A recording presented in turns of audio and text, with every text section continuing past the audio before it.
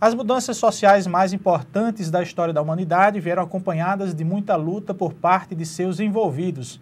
Mais recentemente, os brasileiros passaram por várias manifestações sociais que levaram a população às ruas. O Movimento Direta Já, o Fora Collor e muitas outras ações que fazem parte da nossa história. Nos últimos anos, as ruas continuam a ser tomadas pelos movimentos sociais e sindicais. Mas será que essa ainda é a melhor forma de protesto? Para falar sobre esse assunto, convidamos o professor Lailson de Almeida, do Comando Local de Greve do Sinasef, e José Rebouças, dirigente do Sinteste-RN. Bom dia, professor. Bom dia, Rebouças. Alexandre. Professor, a gente poderia dirimir uma dúvida logo de inicial aqui no nosso programa. Qual seria a diferença de uma mobilização social para uma manifestação pública? A mobilização é o que precede o ato público, né? É a forma orgânica de regimentar forças para culminar exatamente na manifestação. Portanto, é como se uma fosse a continuidade da outra, né? Quer dizer, há uma mobilização, há uma organicidade no sentido de regimentar força e, em seguida, ao acontecimento que é o ato político formal. Rebouças, a mobilização social e a manifestação pública tem um objetivo de também buscar direitos, não só direitos, mas também atrair a atenção por alguma coisa que poderia estar errada, digamos assim, conduzida por um governo ou por um regime? Isso, a mobilização social, ela amplia para todos os setores da sociedade. Enquanto a manifestação, ela se restringe a um assunto específico, um assunto que leva a defender um direito individual, um direito coletivo. Mas a mobilização e a manifestação é um casamento completo entre aquilo que se planeja e a execução do planejado. No caso, por exemplo, a preparação para uma greve, através da mobilização, e a execução da paralisação, a greve em si, é uma manifestação, como um ato de rua, um ato público numa praça. Professor, o Fora Collor foi uma das grandes mobilizações, grandes manifestações. Qual foi a importância daquela manifestação para aquele momento atual, na política daquele momento, e quais são a importância das mobilizações para a sociedade, para os sindicatos, para as entidades? Olha, a mobilização, ela ressalta as contradições, né? O protagonismo. E a sociedade, ela só avança, ela só se transforma através da luta, certo? O Fora Collor foi isso, uma necessidade que a sociedade sentiu no sentido de ter uma ruptura, né? Havia todo um processo de corrupção identificado no país e a sociedade mobilizou-se contra esse processo, né? E que, portanto, propiciou um avanço em termos políticos, né? Uma mudança, claro, não com a profundidade de vida, mas naquele momento a remoção de um presidente, né, acusado de corrupção e, portanto, identificado com todas as mazelas, né, todo esse processo de promiscuidade, ele foi realmente, né, ele foi afastado. Isso significou uma mudança, né? Claro que essa mudança é um processo contínuo. Penso que é importante, Rebouças, a população e as ruas também? Isso. Como, por exemplo, as diretas já, né? As massas brasileiras saindo de um regime militar, de uma ditadura militar, as massas foram às ruas e exigiram a direta já, apoiando o projeto do deputado Dante de Oliveira, e aquilo ali é uma forma de manifestação legítima, que inclusive começa não só nesse século, mas 400 anos antes de Cristo, com o próprio Platão, que projetou a polis grega, e a polis grega como cidade onde todos teriam direito à política, direito à alimentação, ou seja, a satisfação das pessoas. Estava prevista também os lugares, os ambientes para essas manifestações. Professor, o senhor acha que a população hoje é consciente que é necessário ir às ruas para ter os seus direitos e não só garantir os seus direitos? É um atendimento melhor para a população através de um serviço que é fornecido por uma categoria? Olha, a sociedade tem consciência, mas nem sempre tem os mecanismos necessários para se organizar. Essa é a questão, acho que, central.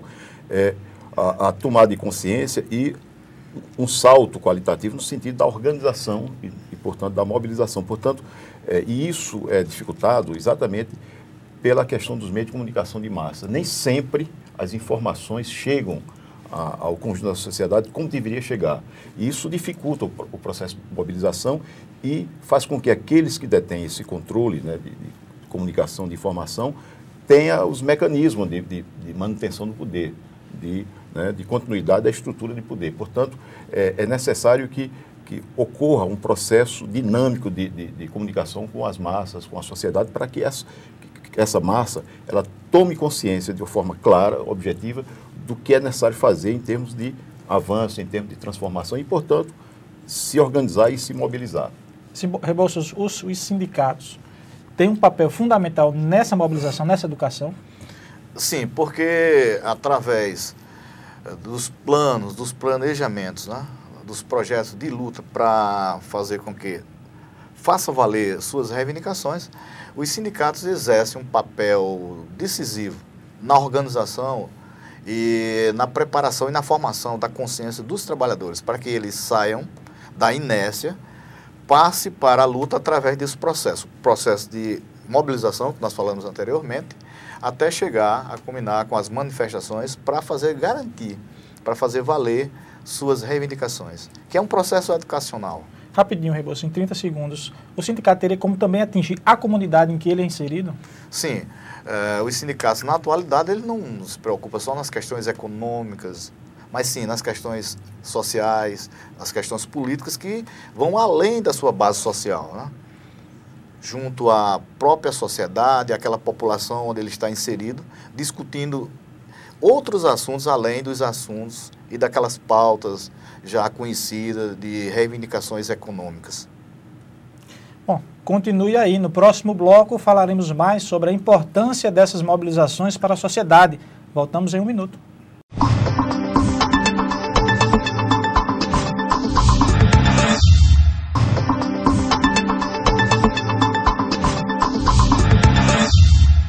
Estamos de volta com o programa Diálogo Plural. Os servidores da educação estão em greve e nos últimos 2 meses promoveram diversas manifestações públicas pela cidade. Foram assembleias, fechamento do campus central da UFRN e do IFRN, paralisações na BR-101 e nas avenidas Bernardo Vieira e Salgado Filho. No âmbito nacional, Brasília também foi palco de várias manifestações. Mas até que ponto essas atividades contribuem para as causas desses grupos? Professor? Olha, esses fatos chamam a atenção da sociedade, mostra de forma muito concreta que as coisas não estão bem, né? Que a sociedade espera a resposta, né? E nem sempre a sociedade tem consciência disso. Então, cabe aos movimentos de forma organizada, e aí, numa postura que nós chamamos de radical não no sentido sectário, mas no sentido de um ato realmente político forte, para que a sociedade tenha conhecimento, né? E aí, naturalmente, esse objetivo é buscarmos o apoio da sociedade, né? Para que ela tenha consciência, ela tenha conhecimento do que está, de fato, ocorrendo. Rebouças contribui para o movimento? Sim, inclusive na greve dos técnicos administrativos da UFRN, da UFESA, do IFRN, já contribuiu. Nós já temos resultados com essas atividades radicalizadas. Por exemplo, realizamos uma assembleia em praça pública, na Praça Gentil Ferreira, no Alecrim, a ocupação do prédio da reitoria, da UFRN, a interdição da BR por 40 minutos, aqui na entrada de Neópolis, entre outras atividades que nós desenvolvemos, fez com que essas atividades pressionassem o governo, que não aceitava até então, nos receber para negociar, o governo federal. Com a manutenção das atividades radicalizadas, né, a ocupação desses espaços públicos, na denúncia de que o governo não nos recebeu, que o governo não nos atendeu, pois bem, o governo já começou a receber, inclusive já fez uma proposta, apesar de ser uma proposta muito rebaixada, que nós rejeitamos, mas abriu o canal de negociação. Inclusive, ontem, sexta-feira, já houve uma rodada de negociação, onde continuaremos discutindo essas propostas apresentadas pelo Comando Nacional de Greve e a contraproposta que o governo está colocando, novamente, porque teve uma proposta inicial, isso fruto dessas mobilizações, dessas manifestações, dessas ocupações. Professor Lailson, a população geralmente reclama na questão do direito de ir e vir. Como é que fica essa situação do direito do trabalhador com o direito do cidadão? Olha, inclusive esse direito de ir e vir é relativo. Ele é um pouco subjetivo, porque assim, a sociedade, inclusive, em alguns casos, não tem efetivado esse direito. Eu vou dar um exemplo. Se você pegar a região oeste de Natal, nós temos uma população, né, infantil numerosa. São milhares, 25 milhões, mil crianças. E boa parte dessas crianças, inclusive, não consegue sair desse seu mundinho miserável. Tá? Não consegue, portanto, exercer esse direito tão, né, tão divulgado, tal, porque concretamente ele não vai exercer. E é importante lembrar que esses atos eles são pontuais, eles são momentos, exatamente com o propósito de chamar a atenção da sociedade. Ele não tem uma continuidade, né? E eu lembraria agora, recentemente, inclusive, que os caminhoneiros, eles fecharam BRs por horas e horas, e isso foi considerado, de certa maneira, algo natural. Não houve essa reação que tanto se fala, né? Ontem mesmo, a Polícia Rodoviária, com uma ação, como que eles chamam de Operação Padrão, eles conseguiram provocar um engarrafamento gigantesco. Que vem nesta quarta-feira. Agora, nesta quarta-feira. Quarta-feira passada. Portanto, assim, depende muito da contextualização, né, do momento que ocorre o ato. Portanto, assim, isso é um momento, é um curto espaço de tempo, que tem esse propósito político de chamar a atenção da sociedade. Rebouças, com o fechamento do portão do UFRN, houve um chamado da Polícia Federal que teve que ir lá negociar. Como é que foi essa negociação? Como é que você acha a questão da Polícia Federal intervindo nessa situação? Nós técnicos da UFRN, juntamente com professores e técnicos do IFRN, aprovamos o fechamento do portão como uma atividade da greve, e uma estudante ligou para a delegada da Polícia Federal e de pronto a delegada compareceu ao local onde nós estávamos desenvolvendo essa atividade e nos solicitou que abríssemos o portão. Convocamos a delegada para negociar, para conversar, ela aceitou de bom grado e abrimos um debate sobre o direito de ir e vir, o direito constitucional. Mostramos a necessidade daquela atividade como forma de pressão. Ela, inclusive, chegou a reconhecer isso. Então, nos deu um tempo para continuarmos. Nós voltamos para a atividade de rua, fizemos a suspensão do trânsito durante um determinado tempo e retornamos a conversar com a delegada. Ela ficou nos esperando lá numa sala do IFRN e o debate fluiu bem. Ela compreendeu, ela como trabalhadora do serviço público, como nós, do Serviço Público Federal, entendeu a necessidade daquela mobilização e negociou conosco da forma mais democrática possível, sem repressão, sem retaliação, e chegamos a um acordo de suspender a atividade num determinado horário. Isso foi cumprido e agora nós nos vemos agora na condição, inclusive, de apoiar a greve da Polícia Federal, da mesma forma que nós fomos recebidos por aquela delegada.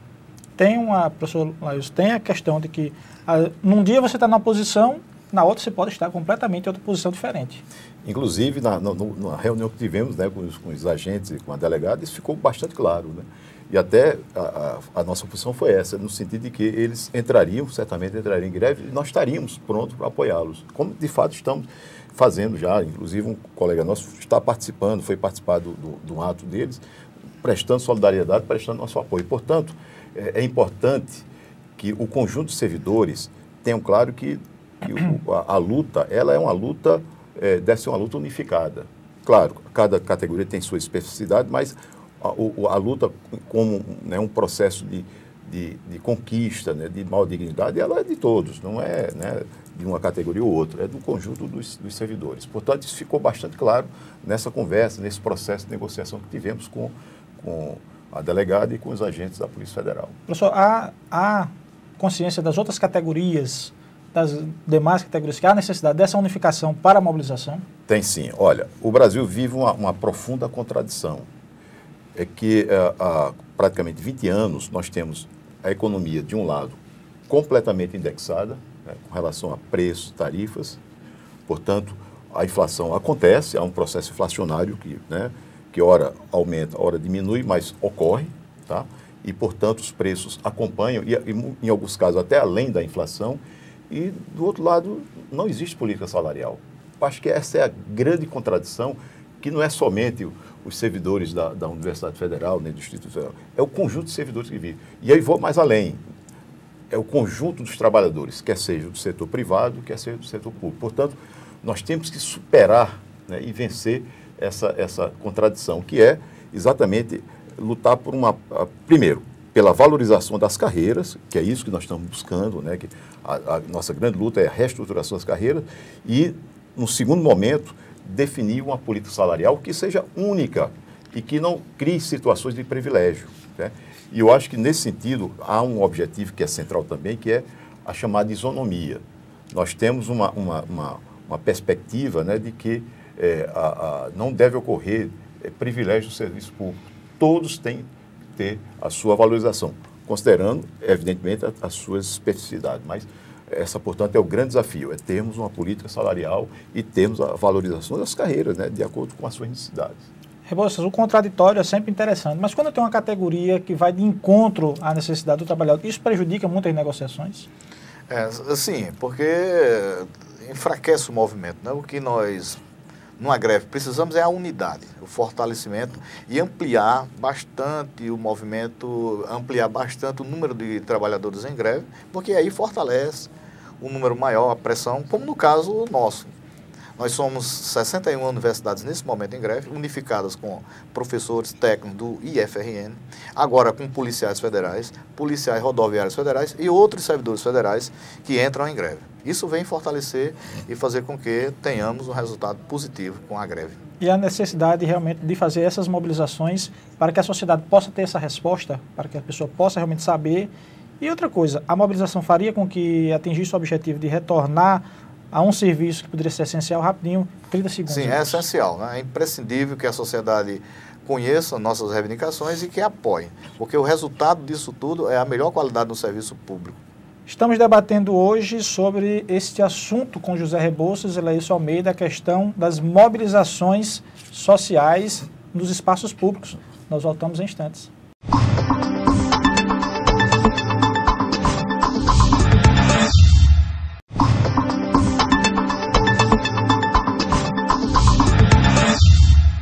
O Diálogo Plural está de volta, debatendo hoje com o professor Laílson de Almeida e com José Rebouças sobre as mobilizações sociais em espaços públicos. Nós discutimos no bloco anterior sobre os impactos das manifestações sociais em espaços públicos para a população e também um pouquinho da questão da greve.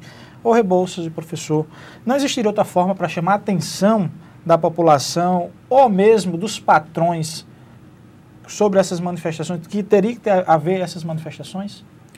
Olha, na nossa opinião, não, né? Porque, assim, o movimento, ele, ao longo do tempo, ele se organiza, ele se mobiliza, ele constrói pautas, né? Aprova nos fóruns e tal, e encaminha. Isso é formalmente encaminhado ao governo, é protocolizado, e o governo não dá resposta. Portanto, é necessário um processo mais forte de mobilização para que a sociedade perceba, né, que as coisas não estão funcionando de forma correta, e isso rebata no governo, leva o governo a ser incomodado e iniciar, como bem Rebouças colocou, um processo de discussão com as diversas categorias. Portanto, não dá para ficar fechado no seu mundo, né, intramuros, porque não vai ser dessa forma que vai mobilizar, que vai provocar o governo para um processo real de negociação. Rebouças, a greve, se não incomodar, não seria uma greve? Isso, inclusive a greve com ocupação de fábricas no setor industrial, a greve com ocupação de espaços públicos, são as greves que os servidores públicos estão fazendo nesse momento, como a interdição da BR-101, em nível internacional o Occupy Wall Street, nos Estados Unidos, que repercutiu no mundo inteiro, outras mobilizações, as mobilizações dos estudantes coreanos, as mobilizações de servidores públicos franceses na rua, tudo isso demonstrando e chamando para que a sociedade assuma essa responsabilidade em defesa daquele serviço, em defesa daquele trabalho, quer que seja público ou privado.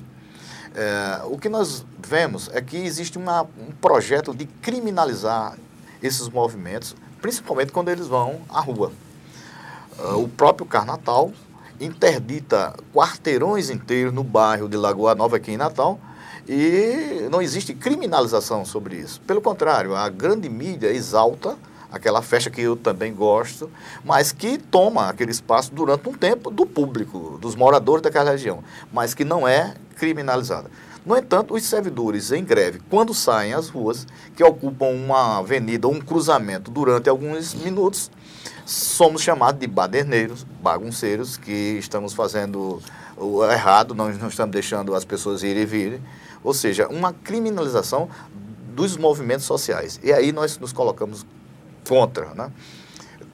Dialogamos com a sociedade, mostrando que é apenas um ato pacífico, que é um ato onde nós estamos mostrando para a população o que defendemos e o que o governo está fazendo contra os trabalhadores e contra o serviço público, as privatizações, como é o caso das privatizações que o governo federal, Dilma Rousseff, está fazendo com os hospitais universitários. Professor, o sucateamento do serviço público que acaba trazendo talvez um serviço não tão de qualidade, faz com que essa própria população, que quando está diante de uma mobilização de rua como essa dos servidores, enxergue aquilo ali, como o Rebouças falou, numa criminalização, dizendo que o servidor é vagabundo, só vai para a rua para fechar e não trabalha direito? Olha, é importante até para desmistificar essa questão da criminalização dos movimentos, né, de greve aqui no Brasil, é importante fazermos uma comparação com outros movimentos, né, no mundo, inclusive na Europa. E há uma percepção clara que, inclusive, nossos movimentos são extremamente pacíficos. Nós não se observa qualquer atitude mais violenta, não. São fundamentalmente pacíficas. Inclusive, é importante chamar a atenção para esse fato. Né? Não se observa agressões ao patrimônio público ou privado. Em regra geral, é pacífico. Agora, na realidade, assim, há uma política que é dirigida pelo governo no sentido de realmente sucatear o setor público. Né?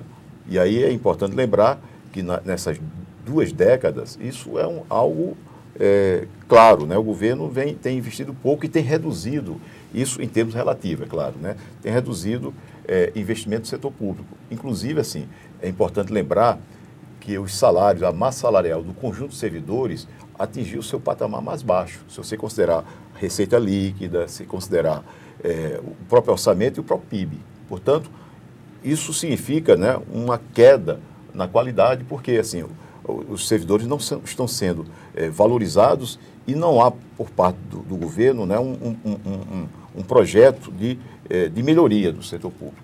Isso, naturalmente, cria uma imagem negativa, né?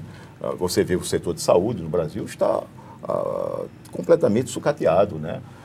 Os investimentos na área da educação, por exemplo, ínfimo, se você considerar o orçamento, por exemplo. No orçamento deste ano, de 1.420 bilhões, 2,89% do investimento na área da educação. Portanto, é um dos países que menos investe em educação no mundo.